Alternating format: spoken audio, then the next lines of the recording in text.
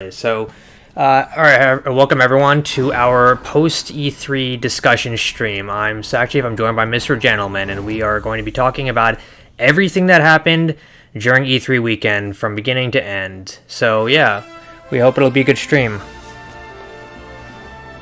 Are we up yet? I'm actually looking at the page, and I'm like, it's not. We're up. We're up. Broadcasting. We should... Okay, yes, we are now. I see we are. Okay, good. Good. Yep. All right. Okay. Hello, everyone. My name is Mr. Gentleman, and I am here to kill chaos. I love that. It's become such a wonderful meme. That's like such a... That was the one funny thing that came out of Square Enix's E3 press conference was that freaking, I'm here to kill chaos. Chaos. And they just repeat it over and he says it so many times. Over again. He says it so many times.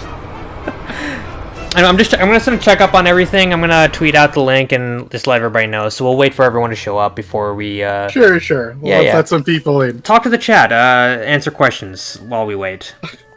Well, we've only got a few people here so far, but hello, chat. Hello, True Alfarius. A name that I recognize. Mm-hmm. And hello to everyone else. Apparently, a lot of people in the AM. Oh, really?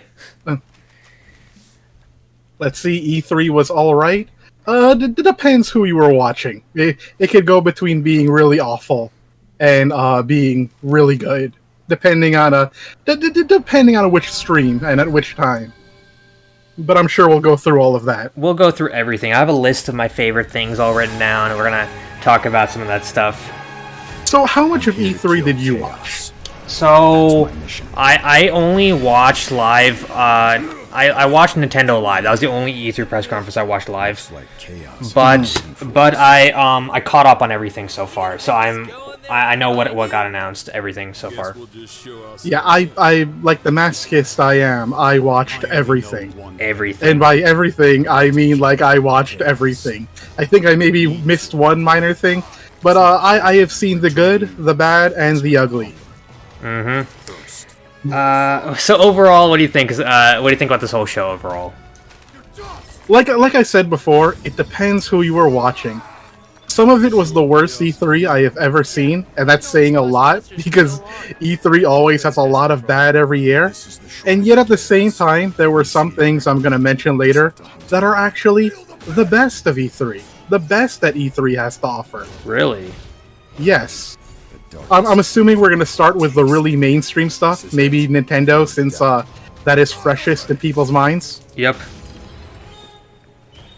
And then as we go along, I do want to mention the indies, because the conclusion that I will come to, that you will see as we go on, is that the indies were the true winners of E3. I agree. There was actually a lot of cool indie games I had no idea about that got announced during E3, and I was like, wow, that actually looks pretty interesting. I might check that out. There's a lot of good indie games, yeah. In fact, I will say it's the beginning of the future, but we are getting ahead of ourselves, because we have a lot of Nintendo to talk about and a lot of Chaos to talk about. Yes, we do. In fact, there he is, Chaos himself on the stream. Yup, that's Chaos. He always wore such splendid armor. Splendid armor. Oh my god. Okay, so let's talk about this game, Final Fantasy Origin. What do you think about this? Okay, I have a lot of thoughts on it. I like the idea. I like the idea of a prequel. And I think, and this is my theory, so we're going to throw some crackpot theories out there. I believe the Final Fantasy Origin series is that each game will be a prequel to each numbered game. Really? Yes. So you think that's what I think they're going with it, and I'm going to say if what I'm saying is true, I look forward to that Final Fantasy V prequel. So you think every single Final Fantasy game is going to get a prequel game, sort of? Yeah, because I don't think that Final Fantasy Origin makes sense for one game, considering that they're all disconnected. Mm-hmm. And so I guess I'll give my theory on Final Fantasy Origin overall. If you've played Final Fantasy 1, you'll know that there is a futuristic city where everyone's dead. And right. And yeah, everyone's dead and the monsters have taken over. And we don't know when everyone died, we just know at some point it did.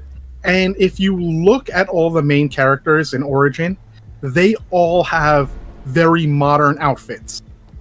So my theory is that this takes place sometime in the past. Garland has become chaos for the first time, and Garland is waging war against that futuristic city. And these three have come from the futuristic city to try to kill chaos. And that at some point in the game, that city will be invaded. I can't remember its name, but the city will be invaded. It will be taken over, and I do think the main characters will be successful in beating chaos, but they won't kill him. Garland will just lose his memory, because at the beginning of Final Fantasy 1, he doesn't remember that he's chaos. Right. And they'll die at the end.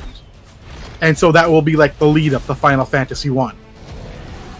So how's it a prequel if these guys are like modern dudes wearing the sneakers and like t-shirts? Because they come from the futuristic city. Okay. That's my theory. That's why they're dressed the way they are. Okay. They come from that city, and like the reason why in Final Fantasy 1 it's only medieval is because everyone's dead at that point from that city. I see. It's kind of weird, isn't it? Because it's they confirmed on Twitter they're from a different world. That's a boring idea if that's the case. A different world? Did they confirm that on Twitter? Is that what people are saying? True Altharius says. If that's true, that is the most boring take they could have. So some dude just came from a shopping mall and they're like, yeah, we're gonna kill chaos. Yeah, pretty much. Yeah. It's like me and you walking down the road and we end up in another world. It's like, well, I guess we're gonna go kill chaos now. Yep. That is the most boring take they could have. That is. It's like just an isekai anime, like we're just entered a new world. Yeah. Like there are so many like creative opportunities that they could take with a game like this. And I'm really hoping that's not true. Same here. God, we should go through it one by one from the beginning of E3 to the end. Maybe we could do that. What do you think? We can do the mainstream stuff. We can do Nintendo and Square first. I kind of want to start with Nintendo. What did you think of their stuff? Okay, so Nintendo, I think we can agree that Nintendo was the winner of E3 and completely stole the show. What do you think? Maybe. I have one contender who I will mention later. Okay. Nintendo, I was highly impressed by. There was a lot of things I liked at the Nintendo conference. First of all, they started off by announcing Kazuya Mishima from Tekken and Smash Brothers as the next playable character in the Fighter's Pass. What do you think about that? I'm not a huge Tekken fan, but it does make sense from the pattern they've been going with. I agree.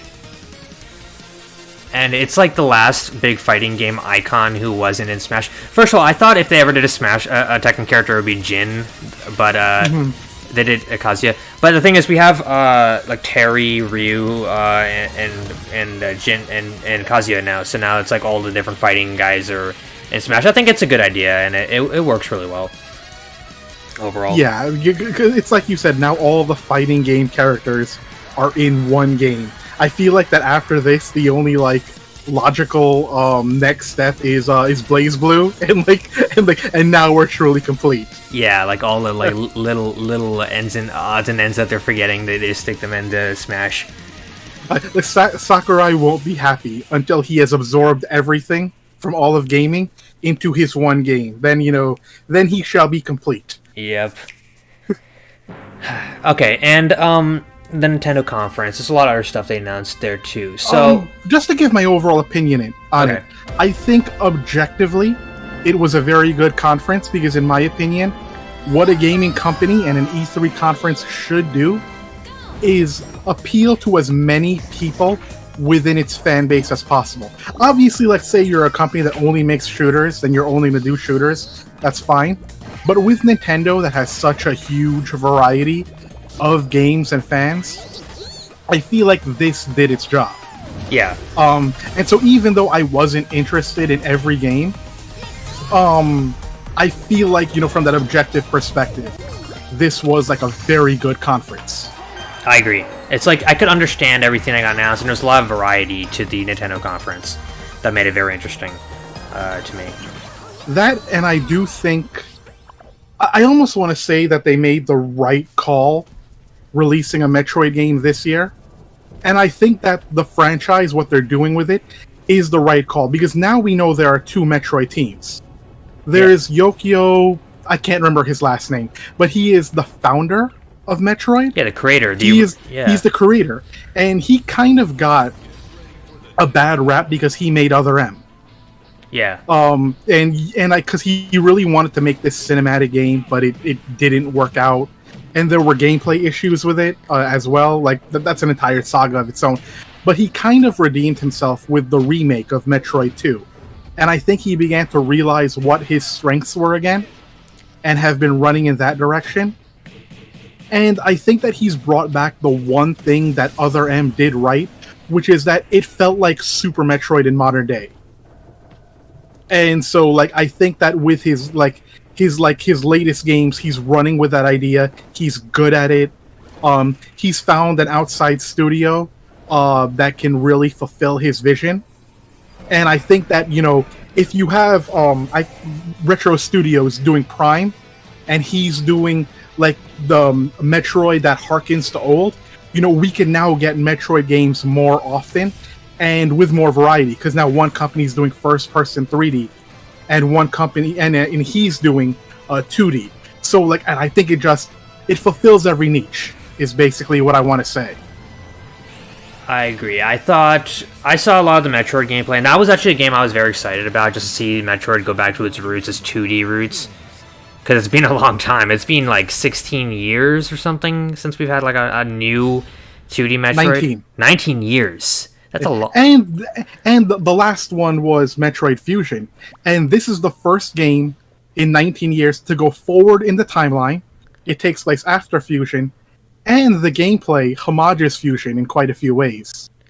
I noticed. And like even Samus' suit looks kind of like the Fusion suit in a lot of ways in the new one, right? Yeah. So, and I think that's, Fusion's become just more and more popular as the years have gone on. So, yeah, it's a good idea all around. Yeah. So this new Metroid, it looks cool. It's basically, Metroidvanias are hot nowadays. Every indie game company is trying to make the next big Metroidvania. And we have right here is the original creator of the genre coming back to show how it's done.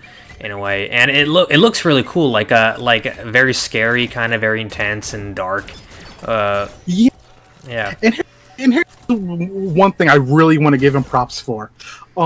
He said that, first off, Dread was actually planned a long time ago, but they canceled it because he said they didn't have the technology to make it what it needed to be. Right. And I believe him, because the way that robot looks and moves, you couldn't do that on past consoles. No, you couldn't. And I want to give him credit for that robot itself, because robots have not been scary for a long time.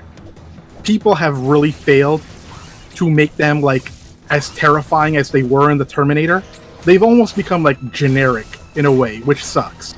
And I feel like this is like the first time in a long time that I'm looking at a robot, I'm like, I want to run from that thing. Yeah, like, did you watch the Treehouse for Metroid, for Metroid 5 also? Because they had a big gameplay demo where they were showing it off. It was actually very interesting. I had it on in the background. I watched it quite a bit of it, and from what I could tell, the robot's like chasing you around everywhere you go, and it's like it's like a real predator like kind of thing. It's pretty cool. Yeah, the game overall does look cool, and it's coming out in October or yeah, that's very soon. I'm surprised, but I'm glad. I'm glad too. You don't have to wait too long for it. Metroid Dread. Yeah, October 8th. This game I'm very excited for because I have been waiting for a 2D Metroid to come back. I know everybody's been talking about Metroid Prime and all that. And it's like that's nice and all, but I really like the 2D ones a little more, you know.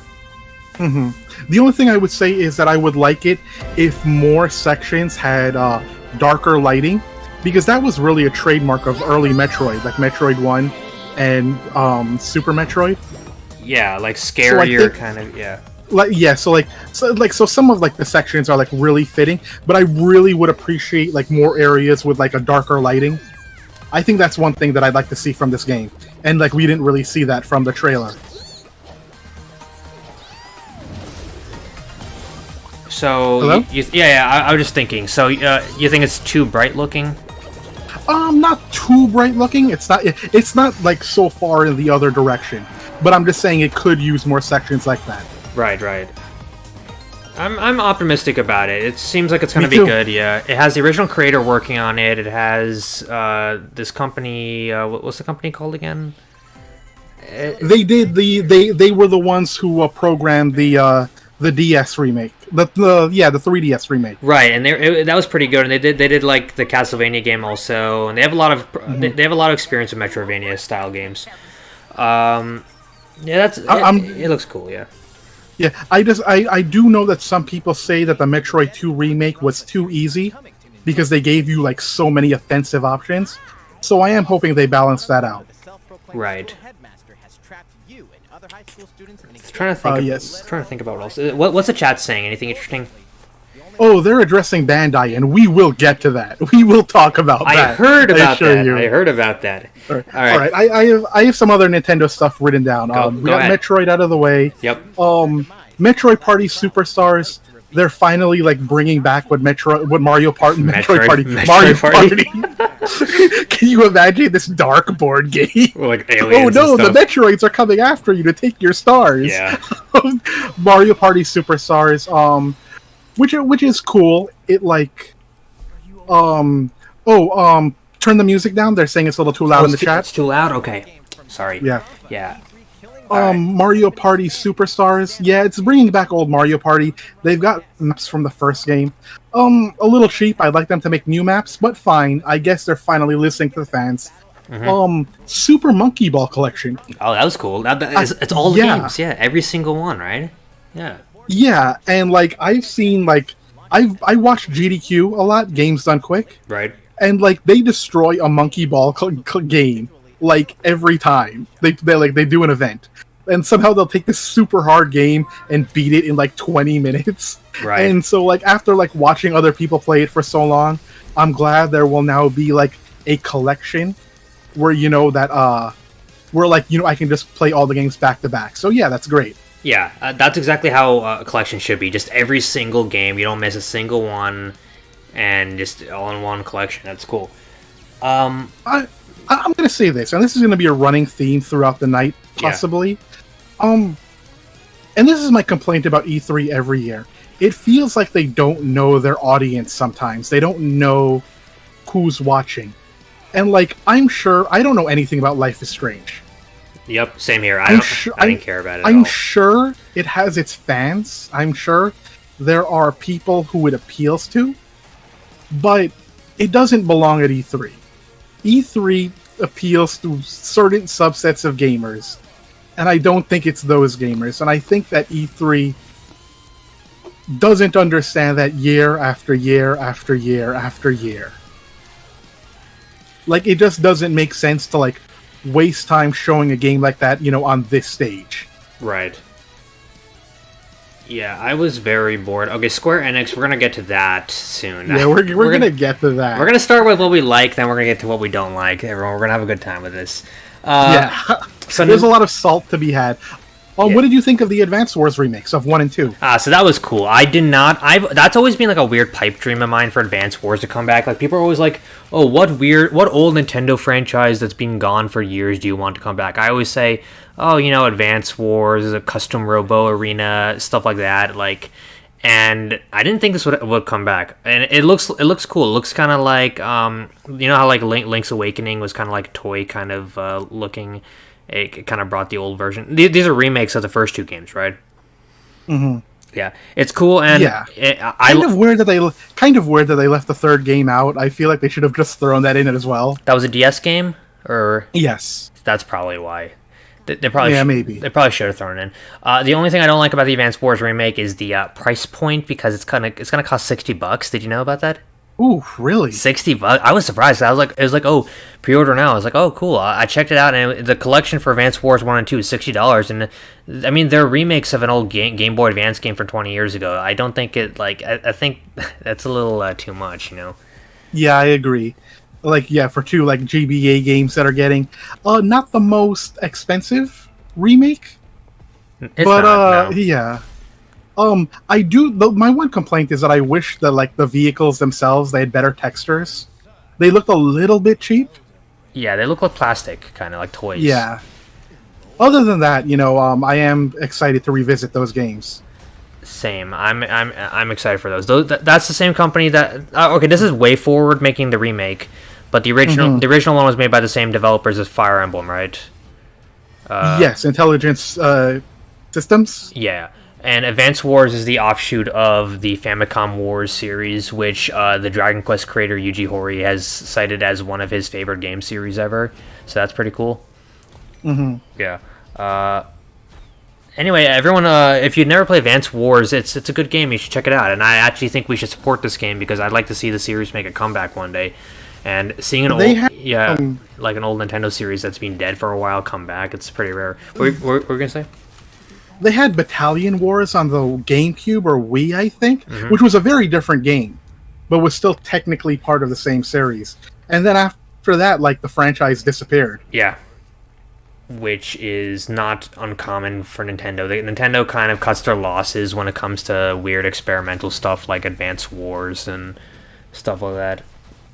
Yeah, it's unfortunate. Yeah. So I probably won't be getting this because I'm happy with my Vita copies. But the Danganronpa collection. Yes, Danganronpa collection. Okay, so I kind of expected this to happen at some point. It wasn't a huge surprise. I kind of thought they're gonna bring it to Switch one day. I'll buy it. I'm probably not gonna play it again because you can't really play those games more than once, in my opinion. But it's cool that they are bringing the Danganronpa trilogy to the Switch, considering that the PS4 version, the physical version, is impossible to find. They delisted it everywhere and all that stuff. There's a new... if everybody listening, we're big Danganronpa fans. We love that series a lot, and I was very pleasantly surprised to hear that it's coming to Switch, and that was one of my favorite games of the show.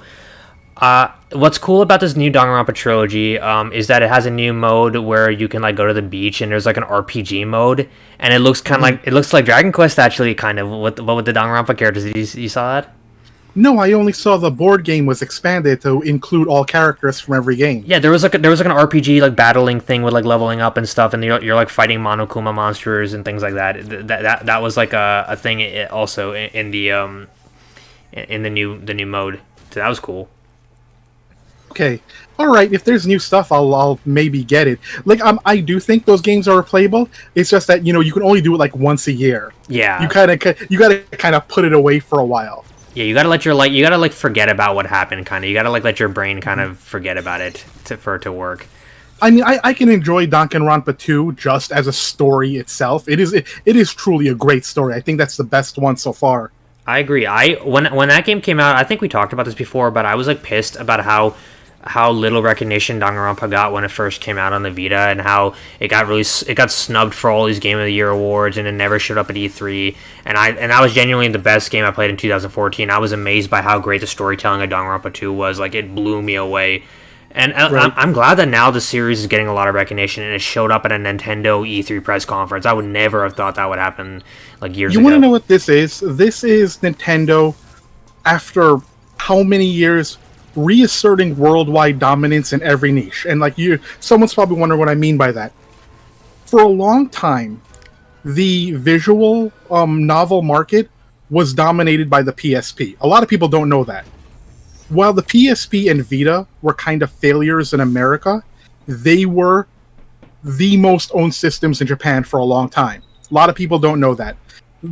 In America, the Vita did not sell well because Sony didn't advertise it. Mm-hmm. In Japan, the Vita did not sell well at first because people were still clutching their PSPs.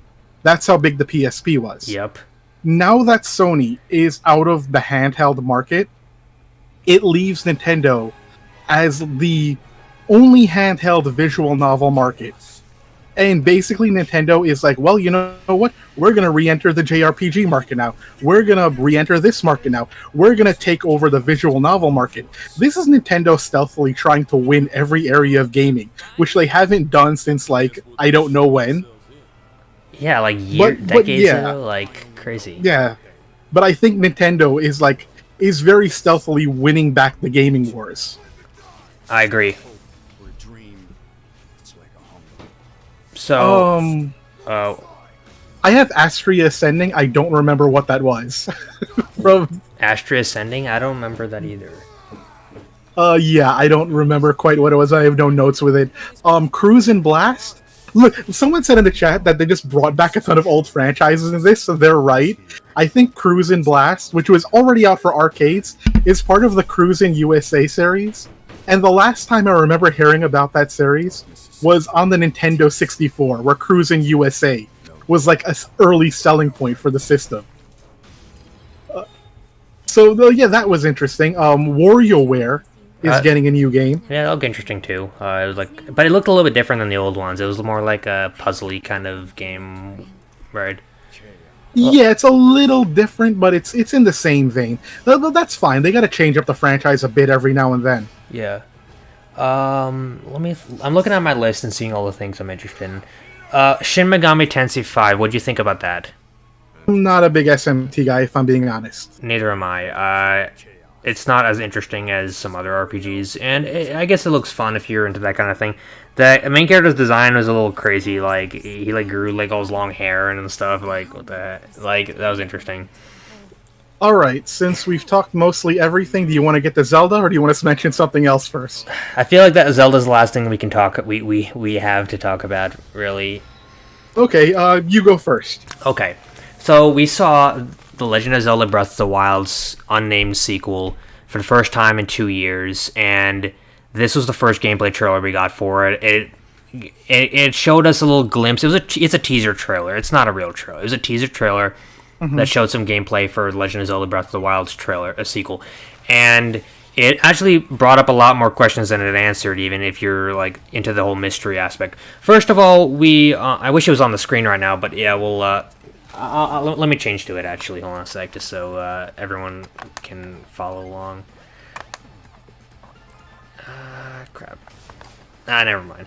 Alright, let's just... okay, so Breath of the Wild sequel has Link in a new world, or like in a new version of Hyrule that has like floating islands, and he's like skydiving. And it could just be above the land that we know. Yeah, but was invisible for some reason. It was just up there, and like now you're able to access it all of a sudden. He's got all these new powers. He's got like a weird, like sort of cursed arm that lets him reverse time.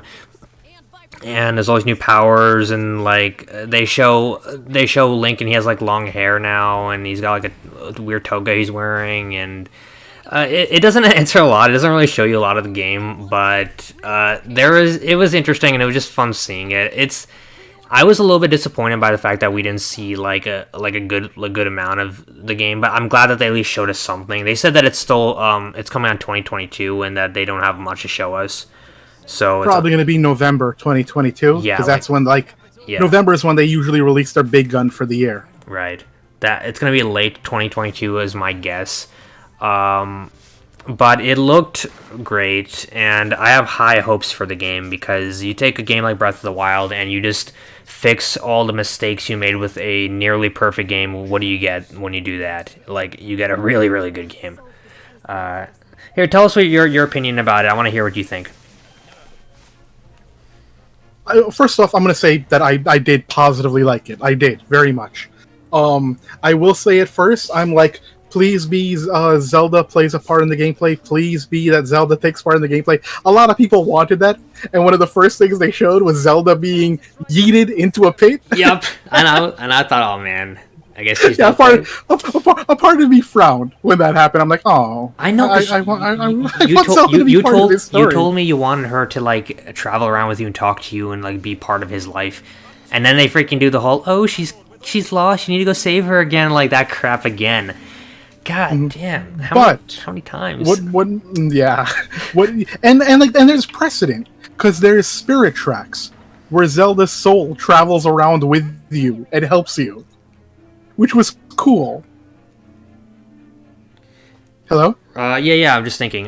Spirit tracks, that did happen, but yeah, that's very disappointing to me. Is that you are not playing as Zelda? And I completely. Everyone was saying that was what was going to happen because of the short haircut. And it turns out that was overanalyzing things, I suppose. Maybe we'll be wrong. Maybe you do play as her at some point, but it doesn't look like it so I hope far. so. Yeah. But Yeah. to say what I like positively about it is that they're doing to Zelda what I always wanted them to do.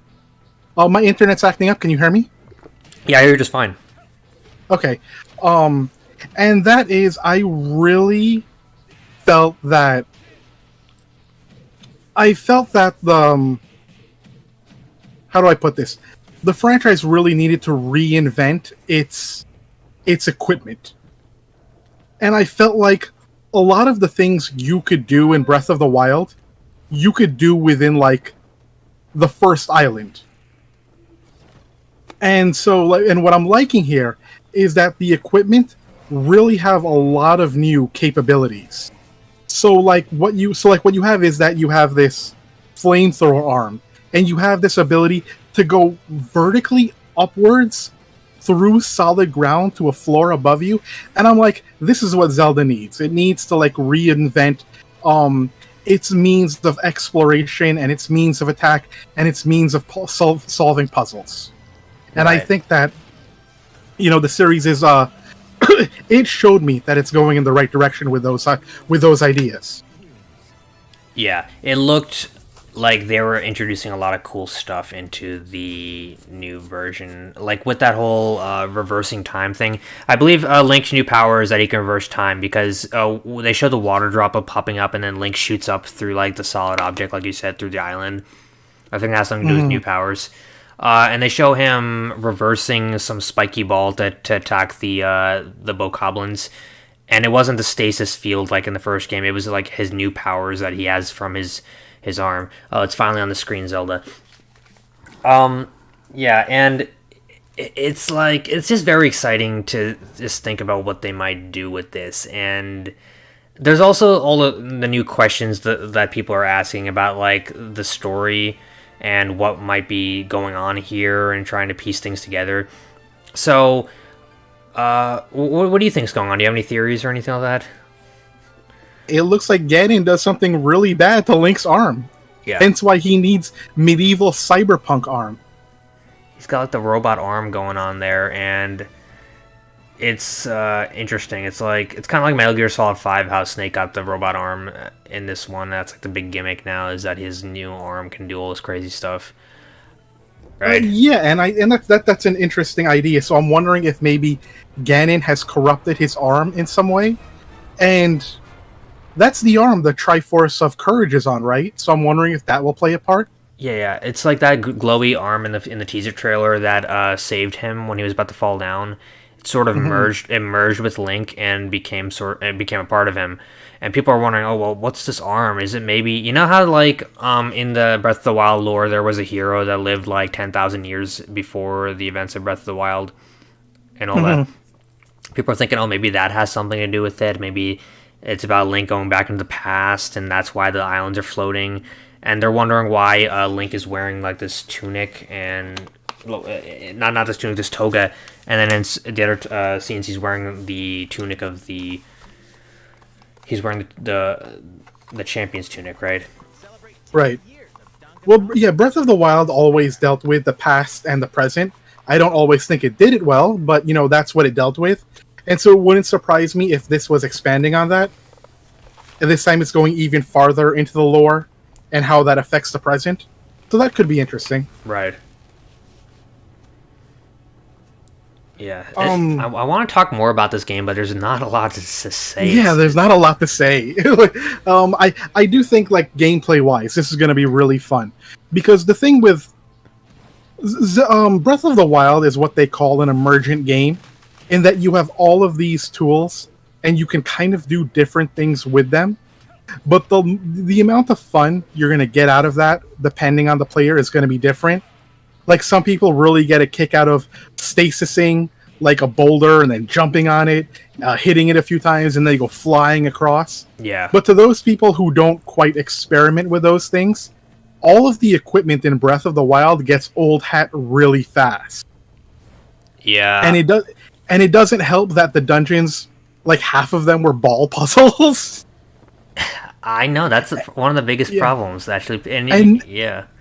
And on top of that, not a lot of the shrines forced you to combine the abilities of two different pieces of equipment, which made them all feel really simple, and it never felt like it pushed the gameplay because it never forced you to really think about your equipment. So I always found that really unsatisfying about Breath of the Wild. And I feel like that maybe with all of this new equipment, that's really unlike everything we've seen before in the series, that that we can get some really interesting puzzles.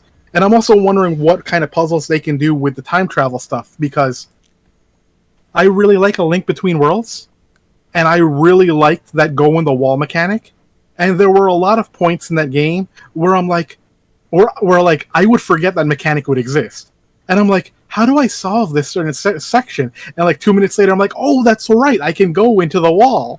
And there were a lot of cool moments like that. So I'm hoping that kind of happens here, where it really makes you think about what it means to use the time travel mechanic. Right. I want a more clever kind of Zelda game with good dungeons. And the open world exploration of of Breath of the Wild, but with all the good stuff about Zelda, basically just fix everything that people complained about. Basically, that's all they need to do. Pretty much. That's all they need to do. Anything else about the game you want to talk about? I wish there was more I want to talk about, but I can't think of anything. What do you think about that little Zelda Game & Watch thingy that they announced? Okay, give me one moment. Okay. Basically, it was funny because they said this is the last segment, so they show Zelda the Musou game, the Dynasty Warriors game first. Yeah. And people are like, oh no, is this the last thing? Yeah. And then they show the Game & Watch thing, and people thought that was the last thing, and there were jokes going around Zelda Game & Watch go brrr, and so people were really afraid we weren't gonna get any Breath of the Wild stuff. So it was funny, hanging in suspense, wondering, oh my gosh, are we gonna get it or are we not? And so when Aonuma said, and now we have something from the sequel to Breath of the Wild, it's there was this collective sigh of relief. And even the way he worded it, yeah. At first he was like, oh, we've been working on it for a long time. I thought it was going to be oh, we don't have anything to show you again. That's what I was worried about. Yeah, there was... So those are my thoughts on the Game & Watch. It was it was a moment of suspense. Yeah. That's pretty much what I have to say. Pretty much. Little cash grab. I will say that it has a Link's Awakening on it, which might be worth the cash if you want to buy it. I think I think it's a better value than that Mario one they made last year, because that one I didn't think was really worth it at all for $50, and hell no. But what was on the Mario one? Just 1 and 2? It just had Mario and Lost Levels. That's all it had on the NES. Wow. That's why would you pay for that? At least this one has Zelda. It has Zelda 2, and it has Link's Awakening, which is kind of yeah. I mean, you'd spend that much just buying it on the Game Boy or whatever. It's not the DX version though. That's unfortunate. Should have included that one. So they mentioned in the chat, and I looked it up too. Astria Ascending is a turn-based RPG, and it's made by Vanillaware. Really? How did I miss that? It went by so fast. What? Some of the best games they showed this year were in montages. It's weird. Astria Ascending. Okay, I gotta look this up now. What the heck? I didn't even know. I didn't know that was a thing. How the heck did I miss it? It's weird how Vanillaware jumps their genres, because they used to make 2D action RPGs. Then they made 13 Sentinels, and now they're doing a turn-based RPG. But you know what? I'm happy they're making a game, and I'm willing to support it. Wait, are you sure it's Vanillaware? Who said it's Vanillaware? I'm looking at it right now. Someone in the chat. Artisan Studios? It's not Vanillaware, it's Artisan Studios, which has Final... Oh, it is? Okay. Yeah, if it was Vanillaware, I'd be like, holy crap. Did you buy 13 Sentinels, by the way? Did we ever talk about that? Not yet. I told you I would at some point. I bought it. But I haven't done so. It's good. I enjoyed it. And just to mention it, I watched the Japanese Nintendo Direct as well. For the most part, it was structured the same. Japan is getting Hades, which is really cool. Have you played Hades? I've heard about it. I was planning on trying it out. It's really excellent. Really? It's really great. But you have to kind of like roguelites. It's really challenging. I like those, yeah. What else was there? they had like 2 baseball games. That's nothing we're interested in. They showed off Famicom Detective, which is nice. And the one that probably matters to me, and I don't know how many players of this franchise are in the chat, but they showed off the new Super Robot Wars game in the Japanese Direct. Now, for those who don't know what that is, Super Robot Wars probably has the most entries in any JRPG in Japanese history. If you like count the main games, all the side games and the spin-offs, there are very well over 50 games in the franchise. It's crazy. They're basically strategy games that pull together various mecha anime. The last one, SRWT, had Cowboy Bebop in it, which was crazy. But they just released... they're calling it Super Robot Wars 30, not because it's the 30th game, but because it's the 30th anniversary. So yeah, I was like really excited they showed that off. Right, and that has every single mecha anime and a famous robot that has like ever existed in one game, pretty much, right? Really, like they choose like maybe around 10 to 20 series per game because it's basically glorified fan fiction. They really work hard at like taking all of the stories and making them really fit on one Earth. And so it's always fascinating to see like what kind of world they can build out of all of these stories. That's cool. I hope that gets localized. It probably won't. It's not. It won't. It won't. They never be localized, right? Yeah. Yeah, because it's a licensing nightmare. Yeah. The only Super Robot Wars games that have ever come over are the original generation ones, which only feature original characters. Well, maybe there will be like English subtitle options. What they've done for the past 4 Super Robot Wars games is that they have hired, and I can't remember which fan sub community, but they've hired them to fan sub the games. So when you buy it from like Japan, or if you're buying the Asian version, it will come with English subtitles now, which is cool. It's still very English, very literal translation rather than real localization, but I'm more glad it's there than not. It's something, at least. Yeah. Okay, that's Nintendo. Do you want to go to the dark side now and talk about Square? Yeah, no more. We talked about all the stuff we like. Wait. Let's look. Do you want to talk about Elden Ring before we move on to Square? Okay, sure. Let's talk about Elden Ring. That was shown on the IGN show at the beginning. That was the Jeff Keighley's Summer Games Fest, right? Yes. Yeah. There was exactly 2 games out of that whole show that I was remotely interested in. They were Metal Slug Tactics and Elden Ring, and everything else I didn't really care about that much. Always on and off about the Tales franchise, but Tales of Arise did look good. That was there? I don't remember if that was there or not. I only remember... It was just a cinematic trailer. Okay, that explains it, because I don't like cinematic trailers. I like gameplay trailers. Yeah. But yeah, I'll just talk about Elden Ring. So Elden Ring is the next game by the creators of Dark Souls, and it just looks like Dark Souls, but like with a different name, pretty much. And apparently there's an open world, and you can ride horses, and all this crazy stuff. You can create your own character, and that looks pretty cool. So what do you think? It's also George R.R. Martin's latest excuse as to why he's not writing The Winds of Winter. Yes. But it looks good. It looks interesting. And I've told you this before. What I like about From Software is that even though, all of these games can be called Soulsborne, Sekiro, or whatever, they all feel different from one another. They do. And whereas it's like everyone else feels like they're still chasing Dark Souls, so From Software is like, we're like doing something different now that's kind of the same but different, and that's what I like about them. They're constantly progressing, and this looks like something new. This looks like something different from what they've done before. Yeah. And so I'm looking forward to it. The abilities look really weird, but I'm interested. I know, and the main draw to me is the fact that it's open world. That just is very intriguing to me. There's 6 main areas, each guarded by some like demon lord or something, and yet that you can kill them all in any order you want, like Mega Man style. And it just sounds cool from everything I've heard about the game, and I'm excited for that one. That one's coming out next year, next January, actually. It's coming out soon. I'm guessing the leveling is going to scale depending on how many bosses you've beaten. Probably. It'll probably just be like Dark Souls. Because in Dark Souls, you could also fight bosses out of order, couldn't you? That's true. Yeah. Okay. They're actually showing Elden Ring on the screen right now, so... Yeah. I also feel the game feels... and I mean this in like the best way possible.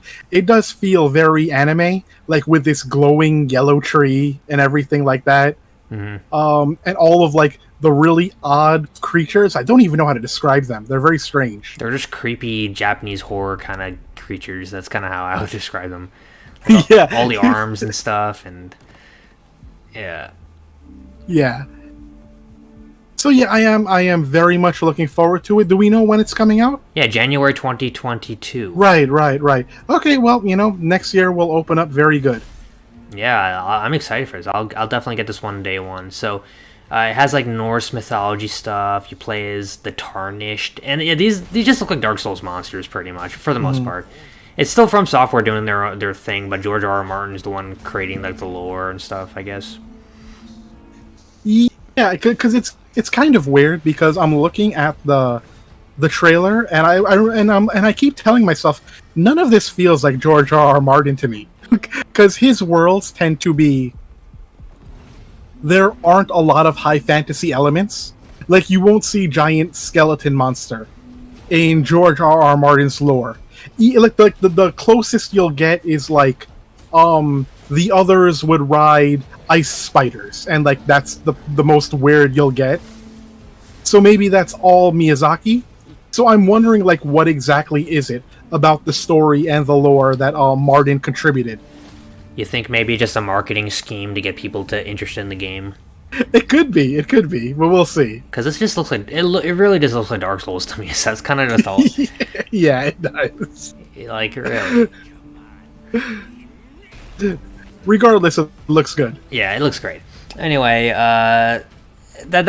that all you want to talk about for Summer Games Fest, or is there anything else before we move on to the shit? Oh, let me check. We might just come back to it because I do think we want to talk about Square. I know. Yeah, we'll maybe come back to it when we talk about indies and stuff. Yeah, But yeah, go ahead if you want to start on Square. All right, Square Enix, the one of the best game publishers of all time. They had their own E3 press conference, like always, and it was absolute shit.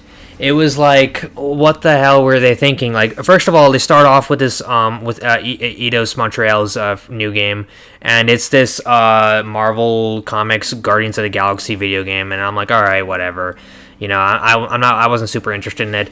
But here's the problem. The problem is that they spent about 20 minutes talking about... They spent like 20 minutes talking about this Guardians of the Galaxy video game, and they wouldn't shut up about it. And they kept on going on and on and on, showing this really generic, boring-looking gameplay for Guardians of the Galaxy. And then they show off all the pre-order bonuses, and you can get this if you pre-order, and this and that. And it was just a big commercial as well, all it was, for 20 minutes. Yeah. Oh my gosh. And like...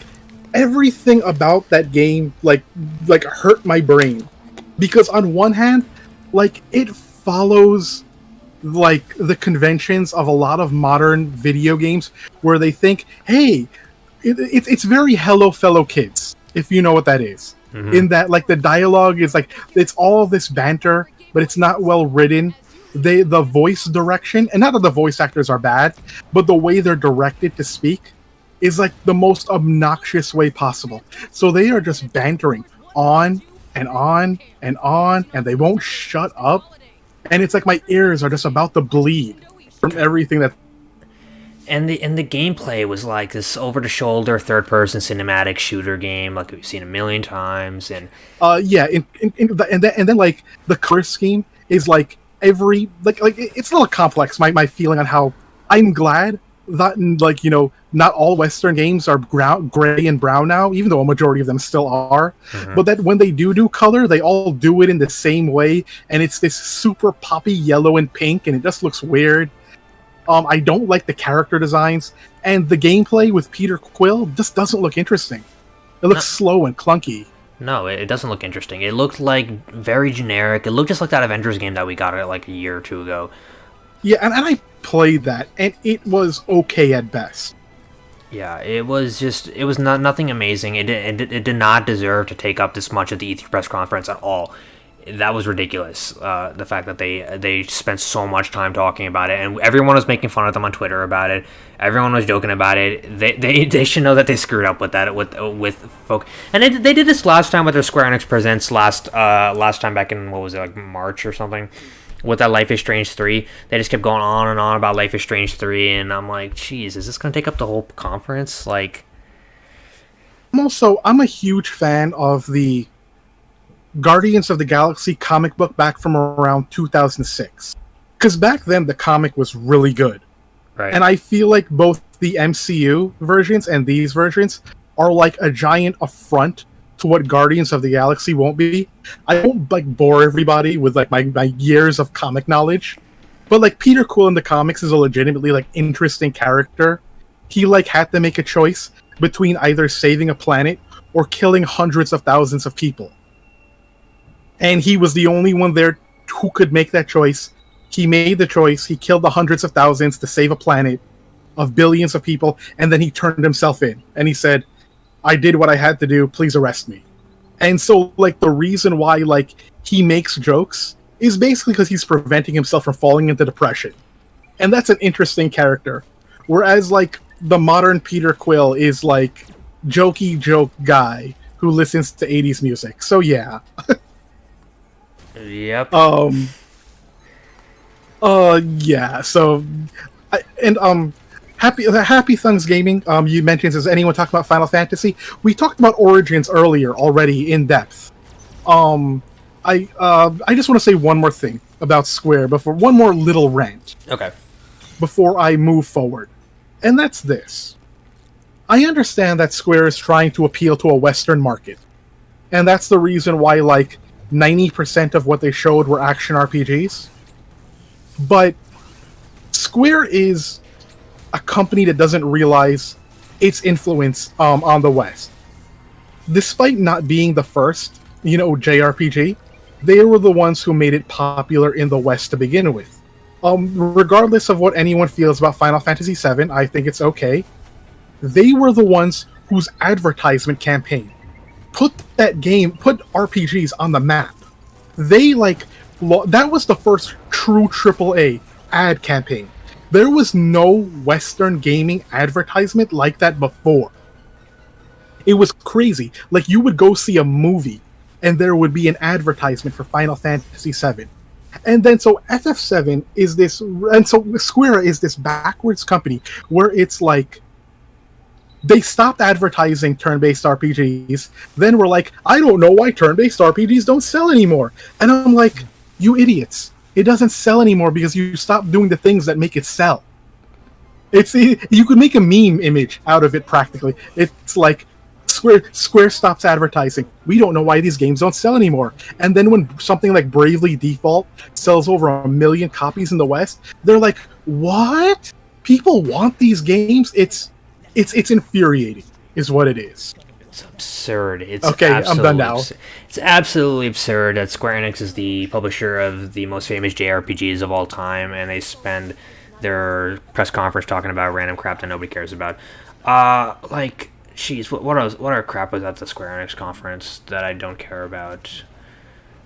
I can't even remember. Well, let's talk about Final Fantasy. There was a Final Fantasy collection, or not a collection. They were sold individually, actually, according to the press release that I received. The first 6 Final Fantasy games are getting a pixel remaster where it doesn't look ugly like shit, like the Steam ports, like the ones that they already put out there. Which I think is a little bit of reflection, because people complained about how Square Enix botches up the classic games so often with these smoothed over HD sprites. We've talked about this last time, right? With Dragon Quest and the Dragon Quest 3 HD 2D remake and how that looked good compared to the Switch port.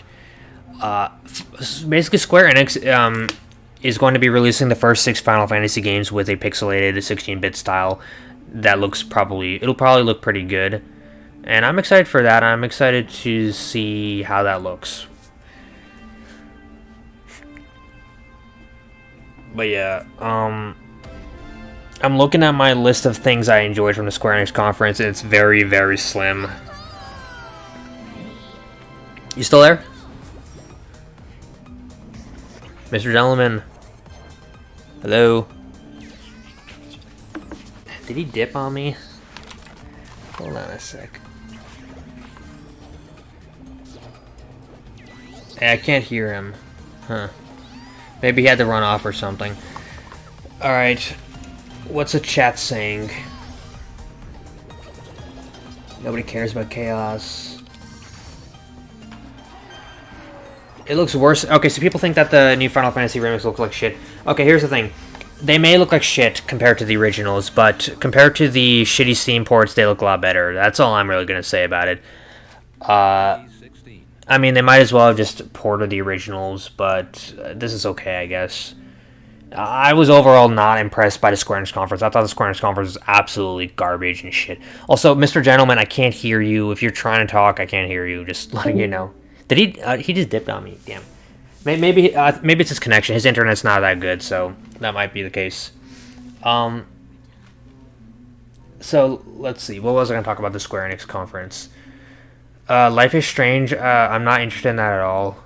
And I'm not interested in the Marvel games. And they spent all this time talking about Avengers. I still can't hear you, Mr. Gentleman. I still can't hear you. I can hear. Yeah. I can hear you now. Okay. I should have said this before. My internet has been really wonky the past few days.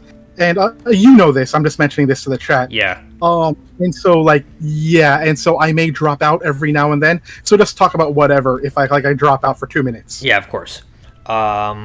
What other things that Square Enix announced that was kind of like baffling to you? I'm trying to remember.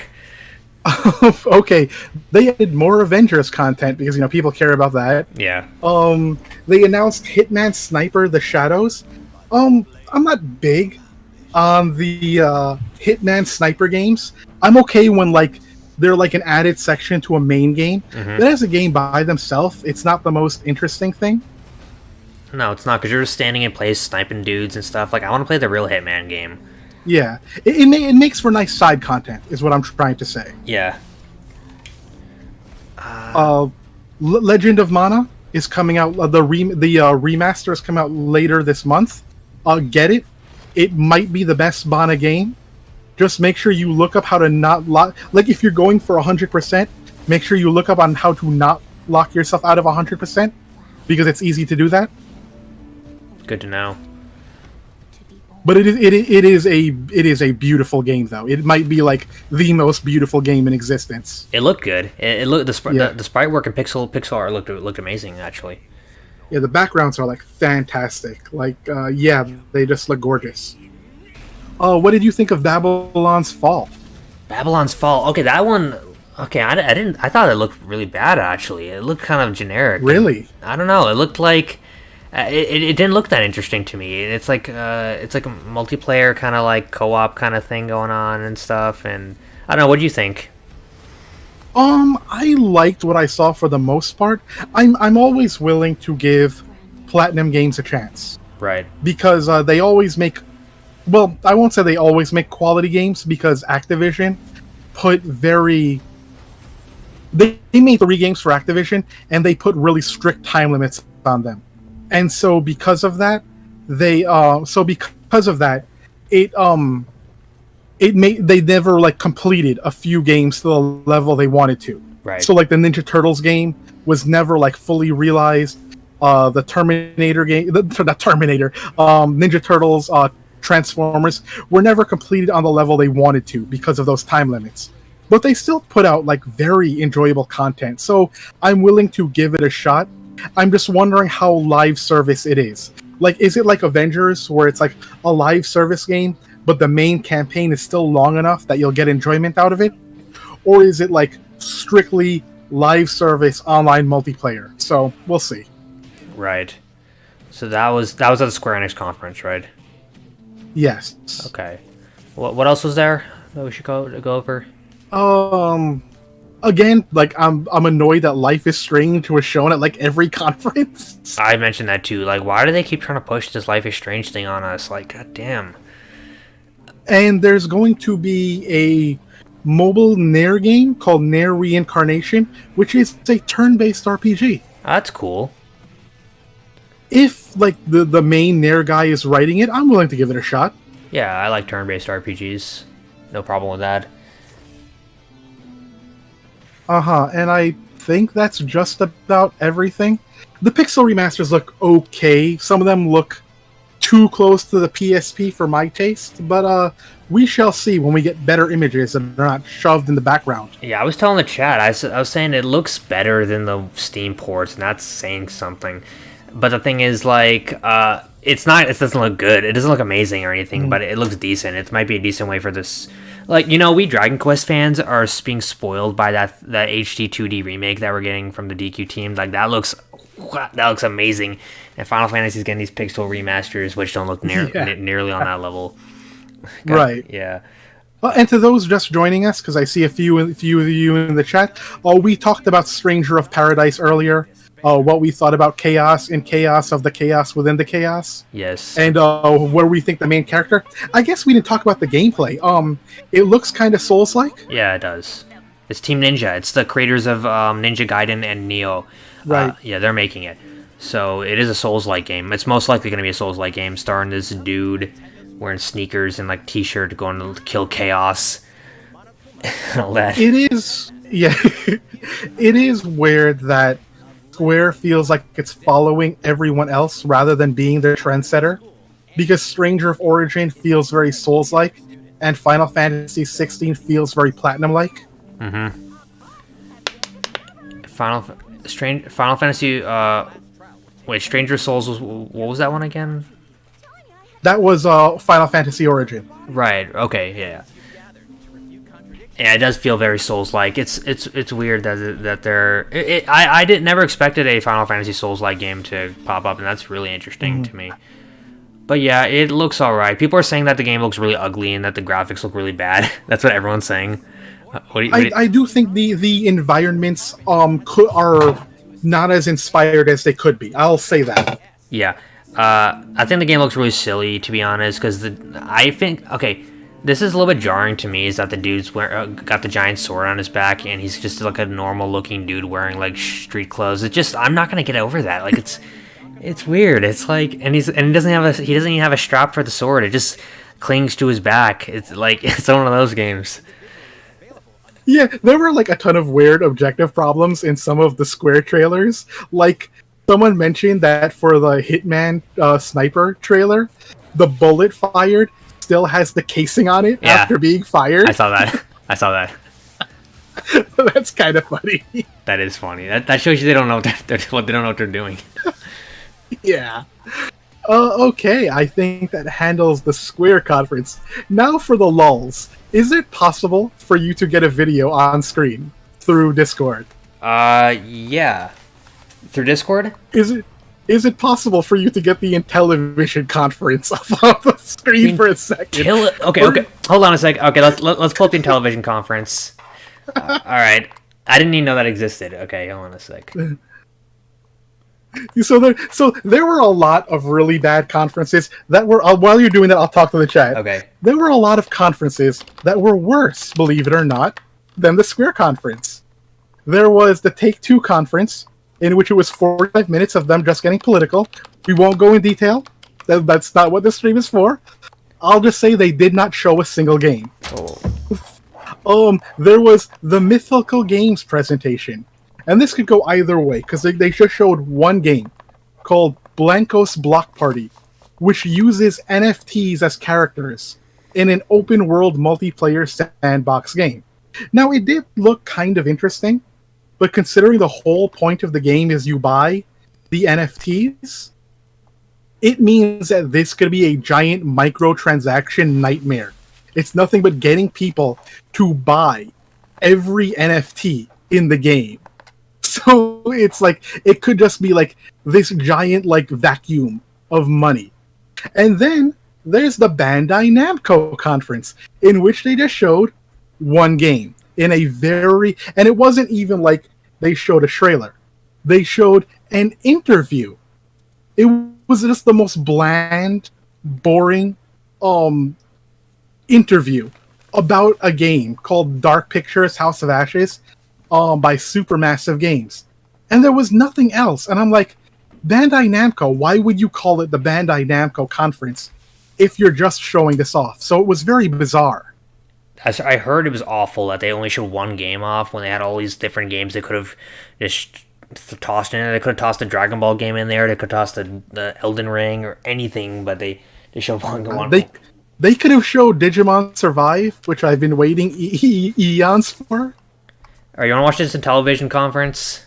Just put it on in the background. Okay. That's it, and then we'll talk about it. Maybe skip to about a minute in, because this was also quite strange. You watched this whole thing? Absolutely, I told you I watched everything. Okay, all right. You tortured yourself. Oh my god! Look at this family. Look at this family on the screen playing the television. Okay. All right. And this is bad, you said? Because here's what it is. It is a plug and play system with technology that looks like it's from 2001. Like, I remember when walkie-talkies were looking like that. And it's a plug and play system that looks like it's trying to appeal to the more casual side of the Wii fan base. Which is see what I mean? Which is completely not a market anymore. No, it's not. Dude, what is it? They look like little cell phone kind of looking things. The Amico. Oh my god. Yeah, it looks really cheap. All right, but and all the games are basically they're kind of like what you would do when you'd get an old plug and play system, or if they would sell you at a store 674 games in one. Oh, they're really generic looking, yeah. Yeah. So it's not like the best indie games you can get right now to play with yourself, to play by yourself, or to play with your family. Oh, there's Grandma. that's the marketing they're kind of going with, oh yeah, you can play with your whole family. Yeah. And it's the theme that I was talking about earlier. It's who is this for? And is anyone at E3? Is this for anyone who watches E3? And maybe there is a few families that would buy this, but it's so strange that they would come out with this in current year and announce it at E3 to a subset of gamers who are not interested in this kind of thing at all. Right, but you have to also remember they didn't show up to E3 and book a whole stadium or anything to show this off. I mean, that's also true, right? That's true. But I just think the system itself, even with that, the system itself is very bizarre and feels very. It feels like they were making this in 2004, and they were somehow displaced out of time into present day. I'm watching it right now. It is bizarre to show this off at E3 because this is obviously very casual. This is the kind of thing a hotel would buy for their lobby for people to play or something like that. You know what I mean? Yeah. Simply Crotto asks, "Is this satire?" I wish. Yeah. So that was the Intellivision conference. And this having a touchscreen in the middle is not a terrible idea, but if the games don't look good, the games don't look interesting. They don't look incredible or anything. It's not what I would expect coming into E3. Mm-hmm. And I guess to just get all the really weird stuff out of the way, the people in the chat are what is this? What am I looking at? You're looking at the past of gaming in the present. But the Warner Brothers conference was also just one game, Back 4 Blood. They had a conference? Damn. Like I said, just one game, Back 4 Blood. Back 4 Blood is the Left 4 Dead spiritual successor, right? Yes. And I guess that's for some people, but it's you would think they'd show off the next Arkham game. If that exists, even. Does that exist? Yeah, they showed a trailer for it a few months ago. Oh, right, the Gotham Knight one, the multiplayer one, right? Yes, Gotham Knights. Right, the one that Warner Brothers is making, not Rocksteady Studios, right? Mm-hmm. So some people in the chat are pointing out the next Earthworm Jim game is exclusive to this system. It is? Yes. So I know quite a bit about Doug TenNapel. He's a very controversial figure, I'll say that. For good reasons and bad reasons. But I will say this, Doug TenNapel, if you're out there, I think you need to get this off exclusivity as soon as possible. Wait, so he's seriously making the Earthworm Jim 3 or whatever? Like, it's like a sequel to... And he's making it for this thing? Yes. Well, I think someone is developing it for him for this. The heck? Are they going to show it off at the conference? Is it in here? No, all they showed off were like something like all they showed was artwork that you could buy. I think was being auctioned off. Mm-hmm. That's weird. So, like, why would you not show that off if you're like trying to sell this console? Like, say, hey, we've got this reputable kind of game that's an exclusive to our console. Like, wouldn't you want to say that if you were trying to sell something like this? Yeah, it is quite bizarre. You would think that, that would be the first thing you'd show. Yeah, like that would at least give me a little, like, give this device a little bit of credibility. Intellivision Classics remade, so what, you can get all the old school games onto here also? Or no, they're remakes, pretty much. I see. Like, yeah, these don't look too bad. Like Breakout, that looks pretty decent. But but would you pay, like, I don't know what the price is, but yeah, I don't know what the price is, but I heard it was a bit much than like you'd expect to pay. Like $100? Maybe. I will look it up. Intellivision clocks. This shit is bizarre. We gotta look up. Oh, is there anything more? Is there any other weird shit that happened at E3 that I wouldn't know, that I should know about? I think that's like mostly it. Verizon had a conference in which they talked about how 5G will be the future of gaming, and how that will change gaming for everyone. And it was just another thing where it's like it felt out of place. E3. 5G, so like streaming and stuff. Come on. That is so... Yeah, it's just weird to have a conference about it. It's so delusional. Everybody and their mom wants to have an E3 press conference these days. That's the problem. Yeah, like I could understand something like that for a what's it called? A shareholder conference. Right. That would make sense. But for like what is supposed to be like the biggest game conference of the year, that's meant to like appeal to gamers everywhere and get them hyped for the rest of the year, it felt very out of place. Yeah. This whole E3 was garbage, honestly. This whole E3 was shit. Did you watch the Capcom conference? I did watch the Capcom conference, as a matter of fact. That was shit, kind of. I mean, here's the thing: they just talked about 4 games we already knew about. They didn't announce anything. They just recapped, kind of. Yeah, it's I admit objectively you are correct. I admit that, but I also admit subjectively, I was just happy knowing these 2 Ace Attorney games are coming over. Okay, I liked seeing the trailer for the Ace Attorney games. I liked hearing the British accents and all that, and that was I was happy to see that. They are showing Earthworm Jim here. What the heck? You can even get on the stream, but anyway, we're talking about Capcom. Basically, yeah, those Ace Attorney games look awesome. I'm really excited to see the Great Ace Attorney Chronicles duology and play those. That was probably my favorite part of the Capcom conference, and I'm glad that they showed it off. But other than that, I mean, they really were just showing off games that they already announced. That's my only big problem with their conference. Yeah, they could have done well announcing at least one thing new. That would have been fine. Yeah.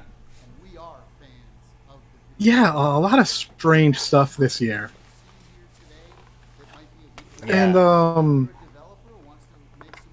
I think we covered most of the first party and big third parties. Anything else you have to add to them? We didn't talk about it like Microsoft. Well, we're talking about... Oh, that's right. Yeah, sure. We can get the Microsoft and Ubisoft. Yeah, we can get the Microsoft and Ubisoft. Okay, so I thought Ubisoft was overall not very interesting at all, and it was just, I don't know, like, it was weird. I thought... Okay, so from Ubisoft, the only interesting games I saw there were Riders Republic, which looked kind of cool. But then again, I thought Steep looked really awesome, and that wasn't like amazing or anything. That was kind of disappointing. So I'm very skeptical of Ubisoft, and the Avatar game that they announced looked kind of it was like a cinematic trailer. So don't know what to say about that.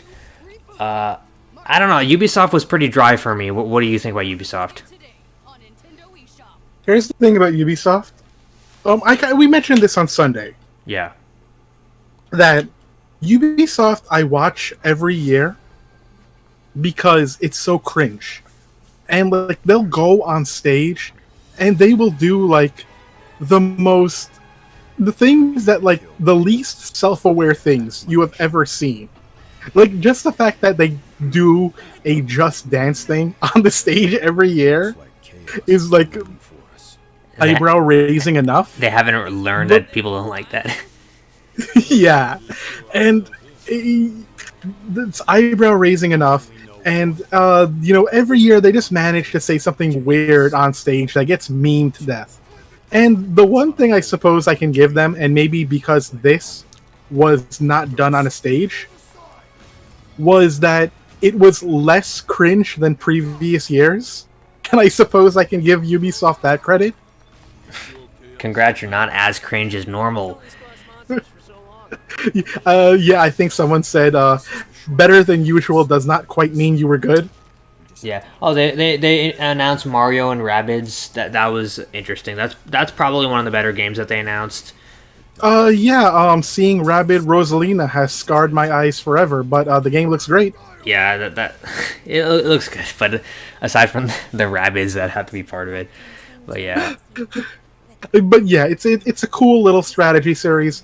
It's one of Ubisoft's best things right now. So yeah, I'm looking forward to it.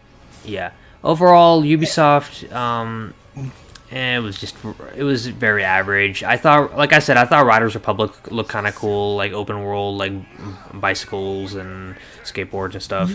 Yeah, I really liked Riders Republic, and like what I'm going to give it a lot of credit for is that there's a part where someone on a mountain bike is going down a hill, and they really and you usually don't get this from watching a trailer, but you really feel the sense of like what it means to like ride down a steep cliff.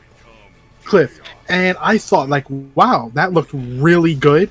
I also thought that it didn't look as bland as many Western games did, because a lot of Western games, they tend to look washed out, they tend to look gray and brown. You feel like you see one desert in a Western game, you've seen them in the mall. But for this one, a lot of really bright, vibrant environments. They all had a lot of life in them. And I'm like, yeah, you know what? I usually try to avoid getting a Ubisoft game on release, but both the biking sections and the wingsuit sections really impressed me. So yeah, I've got to give credit where credit is due. It looked good. Definitely, I'd say that's definitely Ubisoft's game of the show, I would say. For sure. And probably the only thing I was really that interested in out of all the games they showed, because they showed some other stuff too, right? What else did they show? Far Cry 6. Far Cry 6. I've never really liked the Far Cry series, to be honest. Here's Ubisoft's issue, is that when they find something that works, they just do it again 10 times. Yeah. And so they did that with Assassin's Creed. And it feels like with the exception of Far Cry Primal, which I will give absolute credit for, it feels like Far Cry has kind of fallen into basically mostly being the same thing over and over again. And like they did show some new weapons that could be interesting, but it's all a matter of how much does this really change the game from the last Far Cry I played. Because I understand why people love Far Cry Primal. Because it's Far Cry, but you're a caveman, and that's kind of cool because it changes everything about the way the game plays. But like with the normal Far Cry games, they don't feel that different from one another. Yep, I've noticed that. It's at this point, it's kind of like a milked franchise, and Ubisoft has a habit of doing that. It's just, yeah, I don't know. It's like you said, they all feel very samey. Is Far Cry 6 going to be much different than 5? Probably not, right? Probably not. Just a new setting.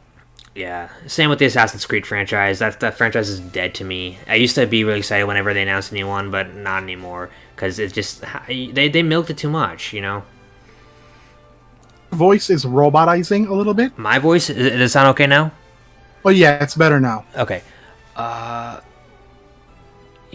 Ubisoft, it was an okay conference. Like, every conference was kind of just okay. And some were just terrible, like Square Enix. But let's move on to a different conference. Is there anything else you want to talk about? Microsoft. Microsoft conference. Yes, Microsoft Bethesda. This was a good conference. This was close to the best, I would say. I do prefer... Really? Oh yeah, I do think so, because they showed a lot of good quantity of games. Not everything I was interested in, but stuff that looked good enough that I might check it out. Like, I can agree to that. Objectively, they showed a good variety of things. yes, they showed a lot of variety. So going from top to bottom of what I thought was interesting. So they showed off Starfield, which is Bethesda's game studios, the creators of Oblivion and Skyrim, the Elder Scrolls creators. Their new sci-fi RPG, Starfield. They didn't show any gameplay. It was a cinematic trailer, but they acknowledged the game. Yeah, and it kind of looked like every sci-fi thing you've seen in the past 10 years. It didn't look all that different. Yeah, it's just the pedigree of the developer. That's the only reason people are excited, pretty much. Like, there's no other reason. But yeah, I'm keeping my eye on that. There's that Stalker 2. It's a first-person shooter, like nuclear, like zombies, stuff like that. That game looks pretty good, actually. And I'm not really into shooters that much, but it looked quality. It looked like a good game. Maybe I'll look into that a little more. That looked good. I guess we can jump to Eiyuden Chronicle because I think everybody like that. Everyone wants to talk about that. Sure, let's talk about Eiyuden Chronicle. First off, it looks gorgeous. Yes. It looks beautiful. I think it looks, when it comes to 2D, 3D, I think it looks better than Octopath Traveler. Which is not a very high bar to defeat, because Octopath Traveler has got a lot of visual issues, if you ask me. But Eiyuden Chronicles looks good. It looks like the Suikoden art style, but brought into the 2D, 3D sort of art style. It looks cool. It's coming out next year. That's coming out next year, right? Or yeah, end of next year. But it might be delayed. End of next year. This is a Kickstarter game by the creators of Suikoden. And we've heard that story multiple times. You know, old developer who's been out of the game for a while shows up, comes out of retirement to make a spiritual successor to his old famous game that he doesn't have the rights to anymore, and he backs on Kickstarter. Like, it's a familiar story, and it doesn't always end well. But I have high hopes for this game. You know. Too, and like, it's nice to have another Chinese-based RPG. Yep. It looks, visually at least, it looks fantastic. I like the way that for like boss fights, you know, you have like the characters are all placed in very different sections. Like, one will be on the cliff, one will be over on the left side. Like, so I thought that was cool. It made like the battles like look very dynamic.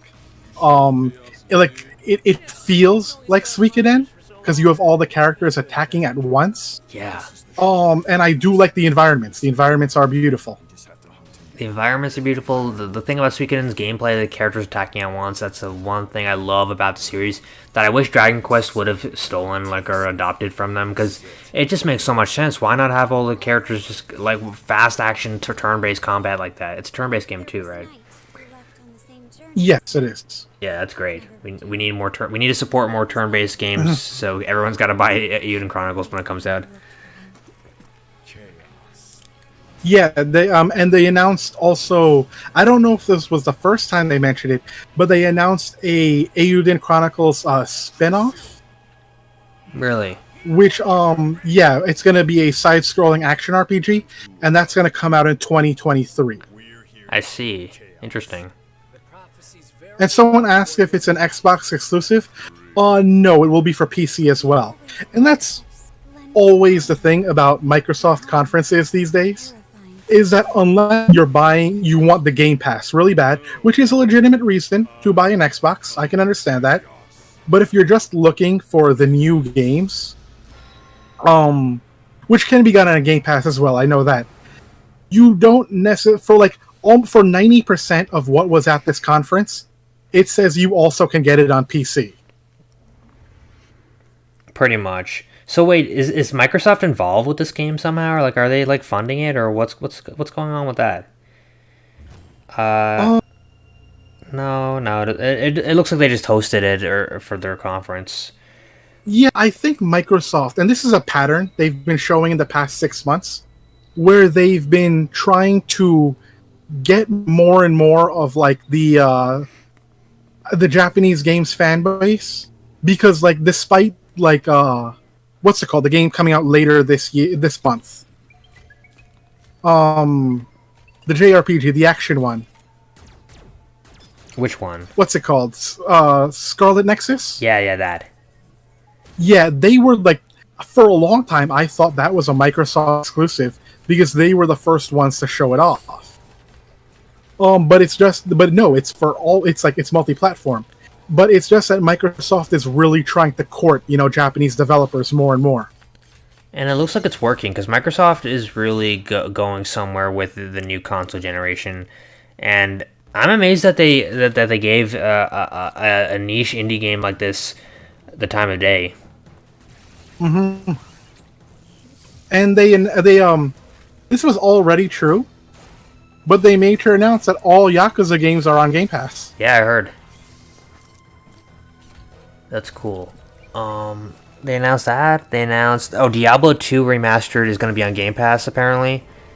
That's cool. Mm-hmm. I'm looking forward to that because the original is a classic, and I want to play the new version.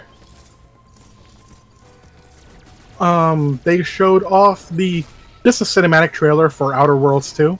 Oh yeah, okay, here's the thing. I love that trailer because of how satirical it was about cinematic. We're gonna get the satire in a minute. Yeah. But yes, I do think they could have chosen a guy to do the trailer that doesn't sound like the typical E3 narrator, because that was like, I thought that would have fit more. But yeah, it was still a good idea to be like, yeah, this is like the typical trailer. We're making fun of it. Mm-hmm. Like it was like, yeah, this is a cinematic trailer with no gameplay because we haven't even finished the game yet. And I actually thought that was funny. And I don't usually think stuff like that is funny, but that amused me quite a bit. The fact that they were talking about how they barely have the game done. I never played the first Outer Worlds, but it's by Obsidian, and I like Obsidian a lot. They're the creators of Fallout New Vegas.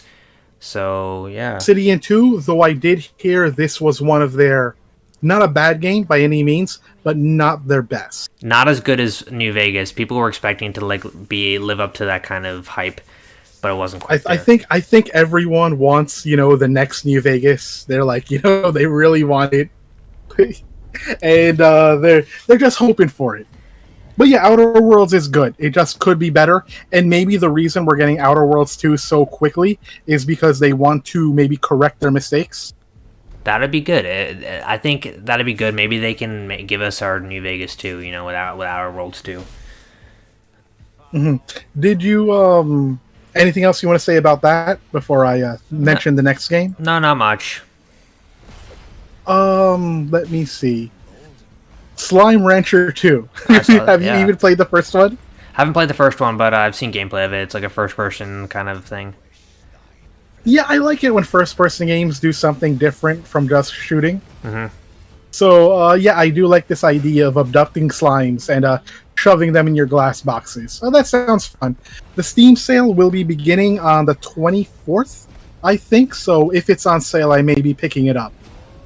This is Slime Rancher 2 or 1? Is 2 out already? Or? One. No, the one I mean to say. I haven't played the first one. I'll grab the first one just in anticipation for the second one.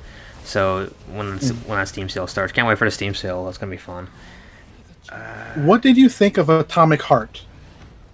Atomic Heart. What was that again? I don't even remember that. That was the one where I think it was a female protagonist, but her left hand was robotic and had wires coming out of the palm. I don't remember this. I can't recall this.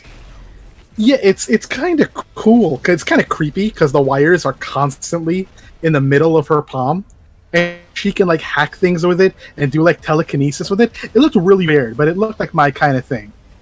Interesting. I'll have to look into that later. Must have completely missed that one. Did you the 2D game Replaced 2022? Did you remember that? Replaced. Yeah, I saw that. That looked kind of cool. It did. Yeah, Replaced game 2022, a sci-fi adventure game. It's like Blade Runner kind of that's what they're going for, right? A Blade Runner type of deal. Yeah. That looks cool. The Just Cause devs announced a game called Contraband, but they didn't show any gameplay off at all. Yeah. Yeah. Open world game. I guess you're smuggling drugs across the country. Yeah. Whatever. It could be neat, but again, Avalanche. It's Avalanche Studios. They have a problem with just making very samey kind of stuff over and over again. I get kind of bored of their stuff, but it could be a good game. Forza Horizon 5. That got announced. It looked good. Yeah. I'll say that. They always make those cars look excellent. That's the most I can say. Yep. And this one takes place in like Mexico, apparently, and you can drive around, and it's open world. All that good stuff. Okay, here probably the last noteworthy game from the Xbox conference, but Somerville. Do you remember that? Yeah, I do remember that. That looked pretty cool. That looked very interesting. Yeah, so here's the thing. Have you played Limbo or Inside, or in the game Inside? I played Limbo, not Inside, though. Inside is much better. I see. Because they're both made by the same company. And Limbo was their first game, but Inside improves everything about Limbo. Like, the visuals are more crisp. The puzzles feel like they fit better. The story is even better in Inside, in my opinion. It's very strange, like sort of all the experiments going on. I feel like, it feels like it really does feel like a playable story. Like, it's not just you're playing a game that has a story, but it feels like you're really like moving through this world. And so I highly recommend it to anyone in the chat who's like looking for like a very different kind of Hispanic platformer. And Somerville it's being done by Jump Ship, but it's being done. But the person who's directing the game or producing the game is Dennis something. Forgot his last name, and he used to be the CEO of Playdead, who made Limbo and Inside. So basically, it's kind of like the third game in that series, sort of. I'll have to look into this. That sounds interesting. And the game itself looks cool. It's like a family in the middle of an alien invasion, and they're just trying to run around and survive. Yeah.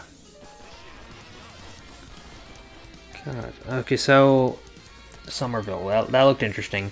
That's got to be everything that Microsoft showed off, right? Yes. Okay. There's a lot they showed off. Yeah, it was a good conference overall. It was solid, and even though not everything was really for me, I can acknowledge that there's a lot of diversity, and for people who like certain genres, it was good for them. So I thought it was a good conference, but Nintendo still is my favorite of the weekend so far. So Nintendo might be my favorite, but it does have two contenders. All right. One is the Devolver Digital conference. Did you see that? No, I did not see that. All right. Have you seen any Devolver Digital conferences?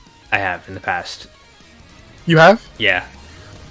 Okay, I love those conferences. I love that there's an ongoing narrative and universe in it. And they between 2016 and 2020, they wrapped up the first storyline. And it's weird to talk about that someone's E3 conference can have an ongoing narrative, but it did, and it's insane and it's crazy, and I recommend it to everybody. And so in this Devolver conference, they basically started up a new storyline, which is and every year they parody something that's going on in the gaming industry. So this year, it's like they announced the Devolver Digital Pass Plus. And the entire idea is that the Pass Plus premium is free to everybody, but all the higher tiers will cost like hundreds of dollars, and that's how they're ripping people off. Yeah, and so I thought it was really funny the way they executed it, and like they practically shot a short film. And the cinematography was really good. The acting was really good. So I do highly recommend watching it just for the fun of it. I'll have to check that out. That sounds interesting. The Devolver Digital. And the games they showed were really good. Shadow Warrior 3 looks excellent. That just got announced, or was that announced already? It was announced last year, and this is just the latest trailer. Because the game is coming out hopefully in a few months. Okay. Yeah, I know. I played the first one, and it was pretty funny. It was like you're this crazy guy with a sword and stuff. Yeah, and but this game is like really improved over the previous ones. Very fast paced, very crazy how you can like grappling jump kick someone into like spinning blades. It's insane. Yeah. All right. So, what else did they announce in Devolver Digital? Anything else cool? Wizard with a gun, where you like play as a wizard, and you can like basically take your bullets and give them various elemental abilities. That looks pretty cool. Wizard with a gun.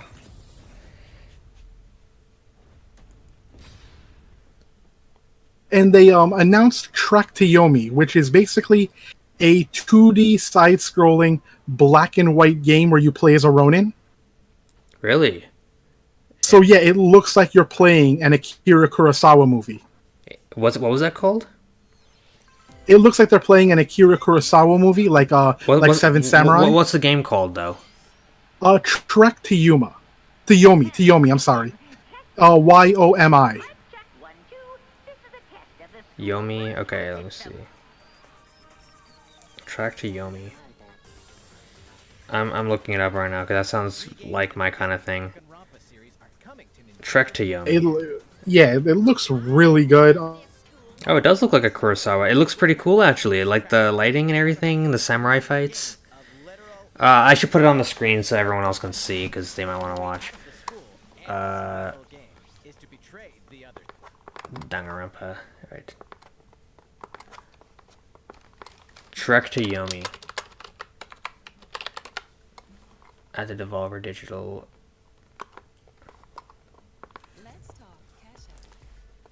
Alright, just gonna X out of here. Alright, I'm playing that Trek to Yomi trailer. We can keep talking while it plays. You there? Hello? Mr. Gentleman has cut out again because of his internet, most likely. Alright, so chat. I will answer chat's questions while we wait. Because we can do that. Does anybody have questions that need me to ask? Let's see. The worst conference by far was Take-Two. Really?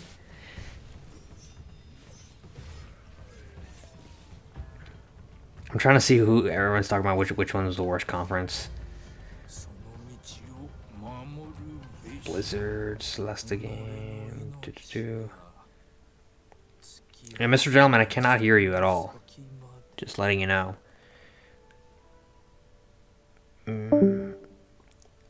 He'll come back. That looked pretty cool. Trek to Yomi. God damn. Okay.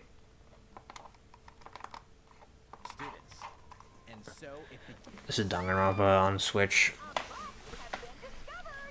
When a student meets their demise, a class trial will take place to reveal the culprit. You're the culprit, aren't you, Mia? Tanya, I had no idea. They probably moved the body there. Use the evidence you've gathered to refute contradictions and find the guilty party. So what Indian games... You there? Oh, I'm back. Okay, I can hear you now. Yes, did you see the trailer for that game? Yeah, it looked cool. Yeah, and yeah, it looks really nice, really smooth. It looks like a black and white samurai movie. Mm-hmm. And yeah, so we're talking indie games now, guys, in the chat, since we've all talked, basically the big conferences. And I just want to say this: depending on who you saw, this might be like the worst E3 you've ever seen. But if you watch the indie stuff, they were fantastic. Some of like what I would really call the future of gaming was in a lot of these indie conferences, because they just showed some cool stuff. Trek to Yomi looked great. Shadow Warrior 3 looked fantastic. And Phantom Abyss is another one that was shown at the Devolver conference. It's like basically it's Indiana Jones, the first person game. It's basically like a really fast-paced first-person platformer, and all you have is your whip. So you like have to like whip yourself up to higher elevations. Really fast-paced. You're like dodging boulders and things like that. It looks really good. So I do recommend everyone looking up that trailer. Yeah, there was a JRPG style game called Sacrifier that got announced, and it looks I saw that. Yeah, it's HD 2D remake. It's got the same art style as Octopath Traveler. Like you were telling me, like, man, is every single game gonna start ripping off Octopath Traveler's art style? And it looks like that's happening. Have you noticed that? Yeah, it's one of the art styles that's being used right now, but I don't mind so much as long as they do it a little differently each time, because I feel Sacrifier looks different enough from Octopath. Yeah, and Eiyuden, and Eiyuden definitely looks different enough from Octopath. Yeah, definitely. That game looked pretty cool. Yeah, so Phantom Abyss, I definitely think people should look up. Looks great. There is a lot of 2D RPGs. Type in the chat with indie game. Yeah, sure. I'll type out their names. Let me get them up. Hold up. Let me switch my name for a second because I'm actually one of my other YouTube accounts. Right. I'm trying to think of what other cool indie games got announced. There was enough stuff that got announced that I could see myself buying. To be honest. And I also like that there is a lot of diversity now in the art styles. Because it used to, if you remember the early days of indie gaming, it was mostly it was basically trying to be the NES. Pretty much. A lot of 8-bit games or 8-bit type of games, or things within basically within that akin to that. But now you have games that are trying to be PS1, games that are trying to be PS2. You have games that are their own style or some kind of new style. You have ones that look a little cel shaded. You have ones that look very GBA.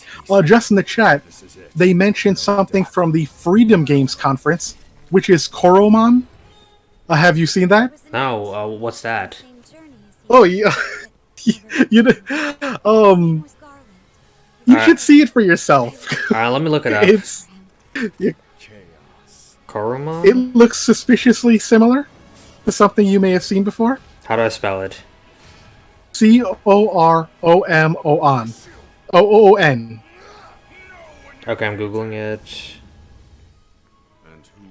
Oh, okay. Maybe I'll put this on the screen for everyone, for the chat to see. Yeah, sure. Look at the let the chat see. All right, hold on a sec. Let's get that. All right, chat. Let's look at Koromon.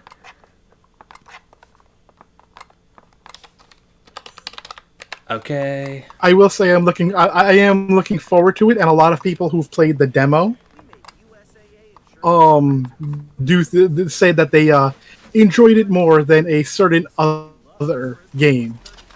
All right, let's you have it up yet? Yeah, it's just ads playing. All right, let's check it out. All right, so Koromon, a story-driven adventure with over 40 hours of gameplay. Mm-hmm. Oh, so there's puzzles and ice puzzles and stuff. Well, the art style's nice. All right, so an interesting Koromon. They have evolutions just like Pokemon.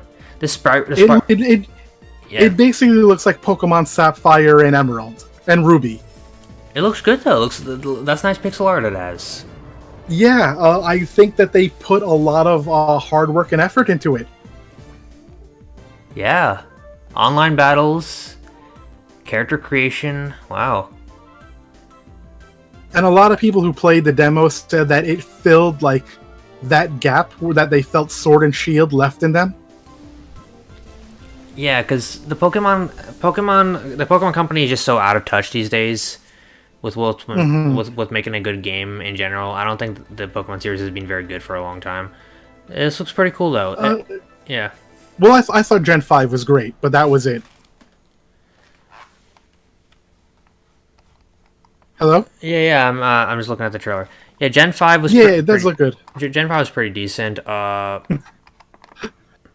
Medicor said Nintendo's going to sue. I do think this is different enough that American copyright, American laws of parody allow them to get away with it. Yeah, definitely. People are always saying whenever people see a spiritual successor, they always think that Nintendo's going to sue.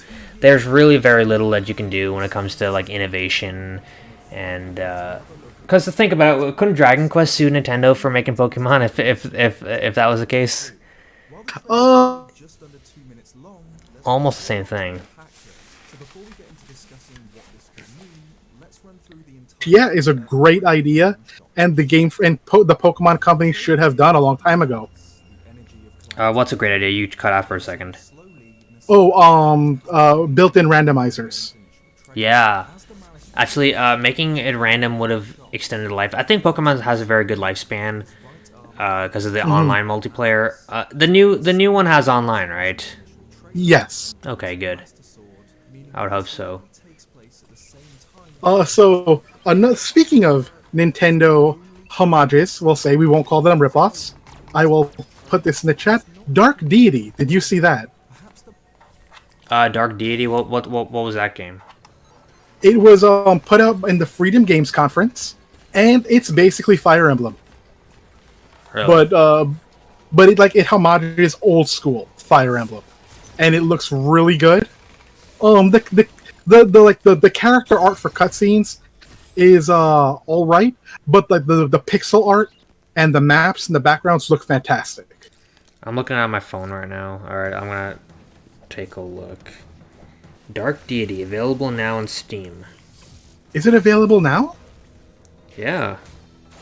There's people playing it already. Like there's always Let's Plays going on. Oh, interesting. Maybe that was just an advertisement trailer. Oh yeah, probably. Yes.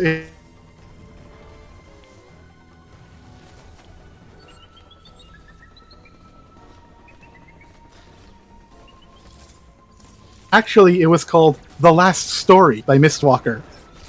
The Last Story. That was a good game. Yeah, I heard Did you play that? I've heard of it. That was. It was by the founder of Final Fantasy, Hironobu Sakaguchi. Right. I have heard of it. I heard it was pretty good. I'm looking at this Dark Deity. It does look just like like Fire Emblem, like the combat and everything. Oh, this is what I like about indies. They can explore weird concepts that like a lot of AAA games are not willing to. And this is a game where you do battle. It's like a top-down 3D action RPG in the dream. In the what? You cut out a second. Are you there? God damn, he's always cutting out. He's always cutting out.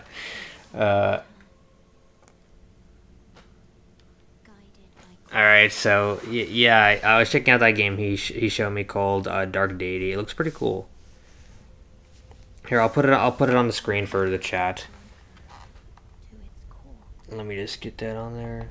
Mr. Gentleman, sign out, sign back in. I can't hear you. Alright, let's find Dark Deity.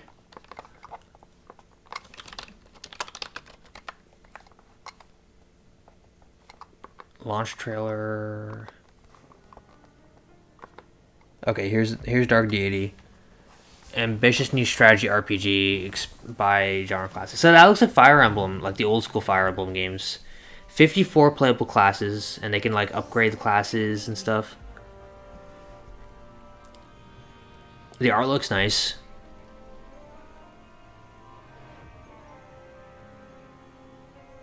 All right.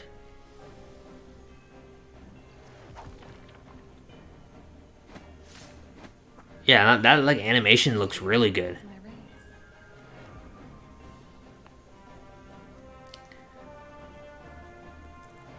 I failed my people.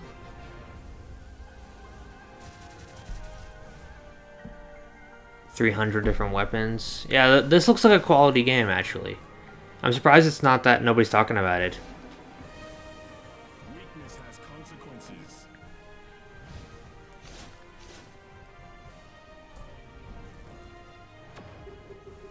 This would make for a fine take. So I guess if you like Fire Emblem, you should try that out. Earthworm Gem. What are people talking about in the chat? Let's see the chat. Hey there, I'm Chip Moore, game director for Dark Deity, and it's Hello, Mr. Gentleman. You may not know this, but Dark Deity is the first game. Can't hear you. I still can't hear you. During this game is a dream come true, and we thought, what better way to make the most out of our first E3 than to release Dark Deity today, live on stream, right now. So they released it right there at E3. Dark Deity is Interesting. available on Steam. Interesting. Alright, let's see how much it costs on Steam. I might want to get this game. 20% launch discount. Hell yeah. Hell yeah, let's get that.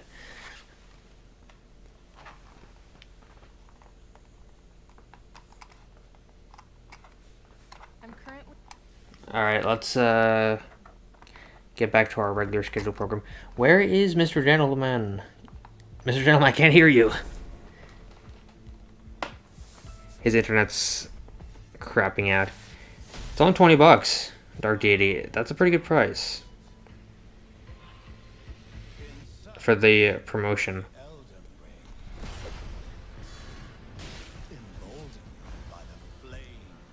Whew.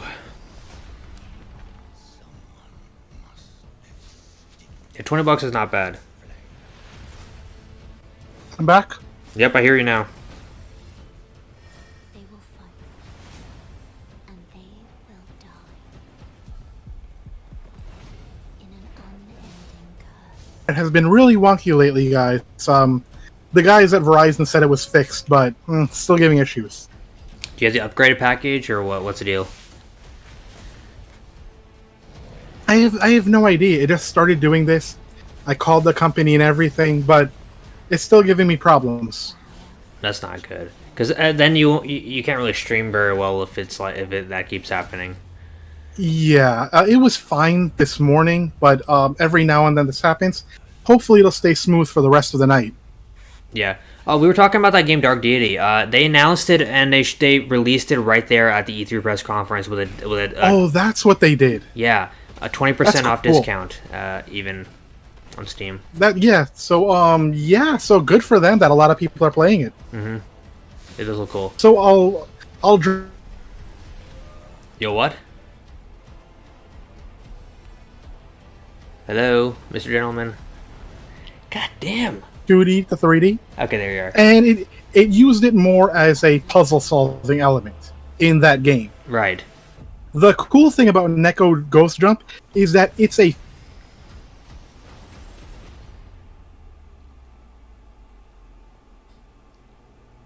He's really cutting in and the out. view, the 3D, and like you can like, and it's basically a speed runner. He's cutting in and out so much.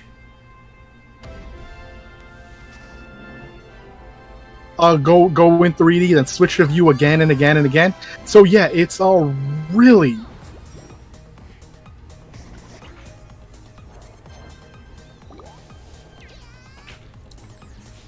Monkey. Ghost Runner. Ghost Runner is essentially the Dark Souls of first person platformers. Right. Your audio keeps cutting out like crazy.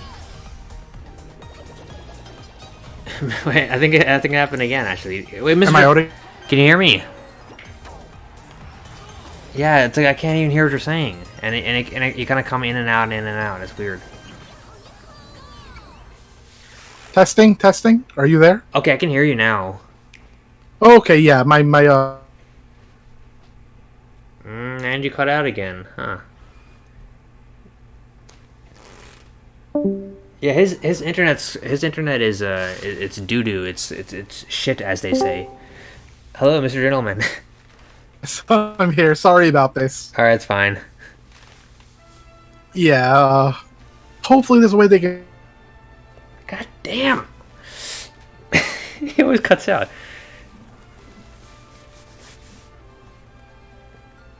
This happened at the Dragon Quest conference too. At the end, when we were doing our Testing. now. Okay, now I can hear you.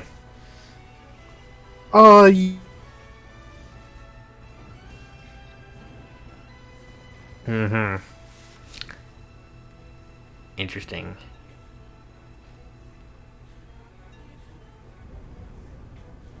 Yeah, his internet's screwy.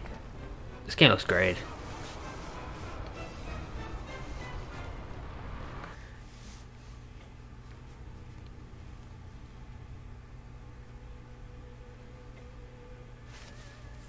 Looking forward to this. Mr. Gentleman, are you there? He's not there. I don't hear him. 2022. Hey guys, listen. Follow me on Twitch. I might want to stream a Twitch one of these days, so follow me on Twitch. Twitch.tv/sackchief. I have 200 followers on there, even though I don't use Twitch. Isn't that amazing? And I want to start streaming non-Dragon Quest related stuff on Twitch, so follow me on there. Also, join the Discord server. It's in the description. Join the Discord server right now. Do it. Join the Discord server. You know you want to. You really want to join the Discord server. It's a great place. He just dipped. Alright, let's see if he comes back. Yeah, 3 words is all his internet can handle, because every time he says three words, the internet cuts out. Are you there, Mr. Gentleman? I hope I am. Am I here? Okay. I hope so too, but every time you start talking, you always cut out, and then we have that issue again. I don't know. It's okay. Just keep casting Zing on me, and hopefully, I'll stay. Alright, it seems fine for now. It looks like it's good. Okay. Someone mentioned Herlock Sholmes in the chat. I just want to mention the story behind that. So in Japan, it's Sherlock Holmes, right? Mm-hmm. But in the West, Arthur Conan Doyle's estate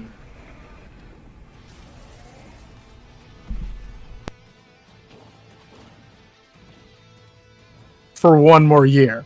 And because they want to put out the game this year, they have to call him Herlock Sholmes.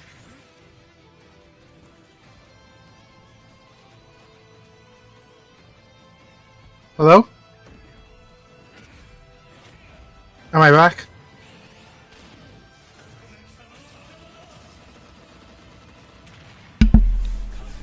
Are you there, Mr. Gentleman? God damn.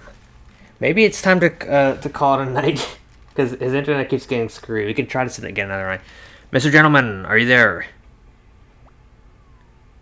Try reconnecting, and then we can say goodbye to this chat and call it a night.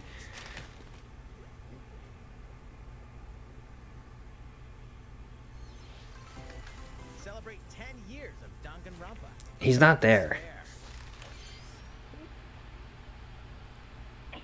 Yeah, everyone can hear me, but they can't hear him. Mr. Gentleman, I'm casting Zing. Come back.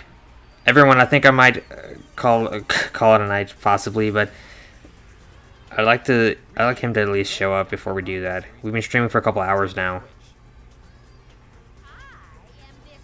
Monokuma, the self-proclaimed school headmaster, has trapped you and other high school students in a game of literal life and death. Unfortunately, the only way out of the school and this lethal game is to betray the other students. And so it begins. A body has been discovered! When a student meets their demise, a class trial will take place to reveal the culprit. You're the culprit, aren't you, Mia? Tanya, I had no idea. They probably moved the body there. Use the evidence you've gathered to refute contradictions and find the guilty party. Sneak attack. Alright, let's see if he comes back.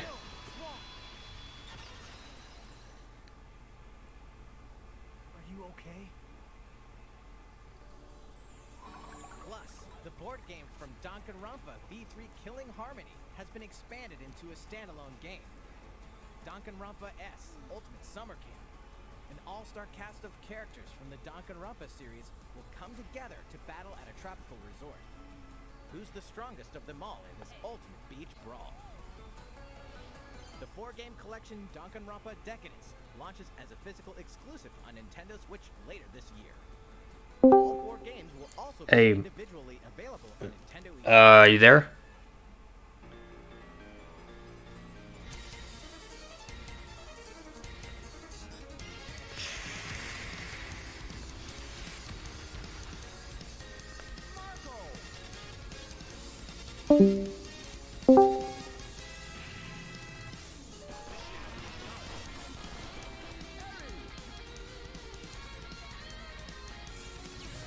Hello? Oh, hey, I can hear you. Okay. Oh man, this is so terrible. I am so sorry, everyone. It's cool. Do you want to call it a night? In case. I'll tell you what. Let's see how long we can go, and if I cut out maybe 2 more times, we'll call it a night. All right. Was there anything else you want to talk about? Yeah, I just want to tell everyone, watch the Freedom Games show. Watch the Guerrilla Collective. The Guerrilla Collective show was really good. I'll type the names of these in the chat. All right. Guerrilla Collective did 2 days, but I really suggest the second day. All of them were like really great.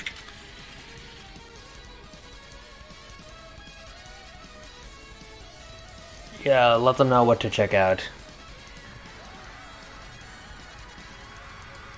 Yeah, so I basically typed them all. That way, like, in case we can't talk about more, they can just go watch those. Oh yeah, and I'll type in also the Wholesome Direct, which was less good but still interesting. Yep. Yeah, and like one thing I'll mention, while I still can be heard by the internet and I haven't been cut out by whatever fiend lord is doing this, I like 90%. Great Britain's mighty capital, London. Ah, you cut out again. Later, I love violence, Mr. Gentleman 2021. But can you hear me? Yeah, but you did cut out for a second. Okay, but I do like it when games can like kind of dabble in something else. And so like for the Super Nintendo and PS1, there were 2 games that were literally about being firemen, and that was kind of cool. Did I get cut off again? Yeah, just for a second. Oh geez, this is awful.